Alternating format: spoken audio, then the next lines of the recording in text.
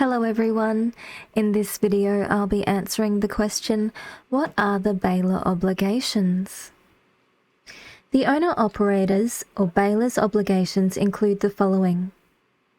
The owner-operator acknowledges and agrees at his or her expense to maintain the currency of their operator accreditation and required licensing, to pay for fuel and all necessary oil, lubricants and replacement parts for the vehicle, as well as to carry out all necessary repairs and maintenance, then keep records on file, to take out and keep the current insurances required and set out in this agreement, to keep the vehicle registered, to maintain the vehicle in a proper roadworthy condition, to supply all documentation and equipment necessary to comply with this agreement.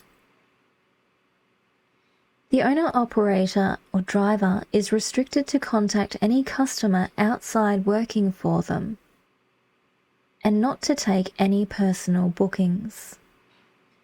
All bookings must go through the online booking system. They must maintain an operational telephone in the vehicle always.